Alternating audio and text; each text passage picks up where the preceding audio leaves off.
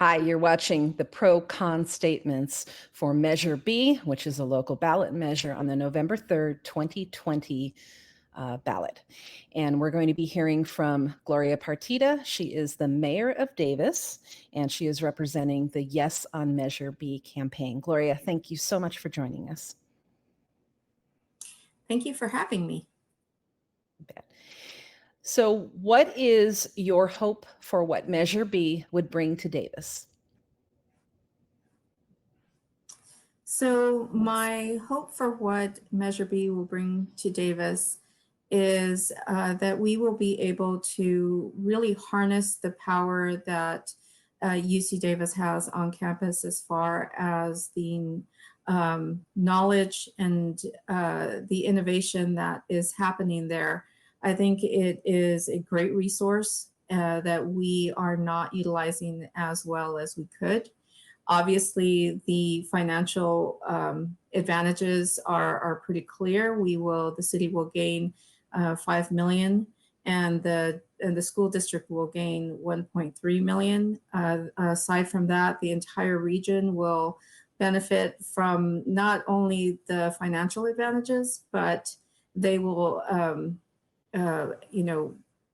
it'll be really great for our region as far as the technology and the advancements that are coming out of this area. And so those are kind of the obvious things that I am hopeful for in this project. But aside from that, I think that it will really solidify our place in the region and give opportunities and vision to our young people in the community. I think that it's super important to have something that people can aspire to.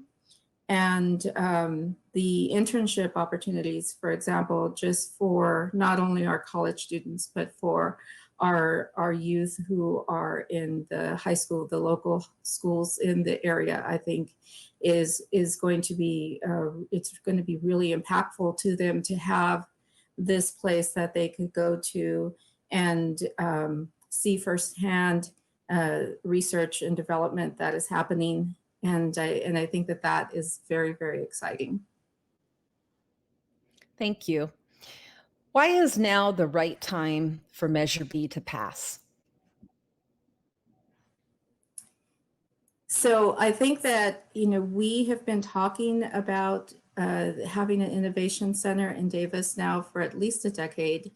As I said, it's part of our vision for ourselves as who we are as a community.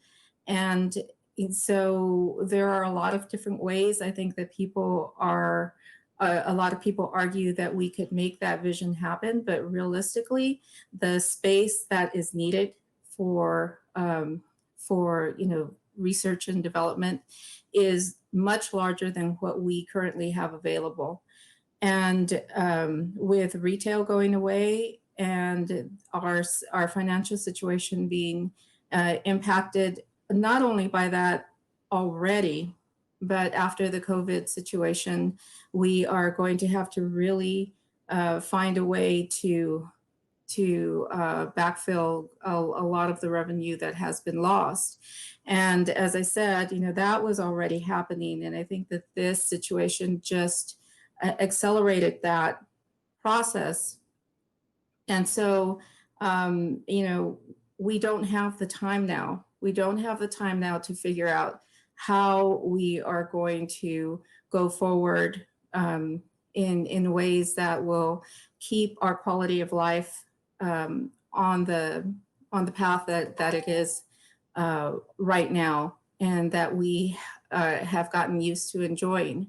And I think that again, people will point to the fact that, well, we could have some facilities and that we could sort of shoehorn into the space and areas that we already have in Davis. And why don't we do that? Why don't we do the infill? And it's not possible. It's not possible to do. We don't have the space. But on top of that, even if we did that, we would still have the increase in traffic of people coming into this area, and we would have no way to mitigate any of that increased traffic.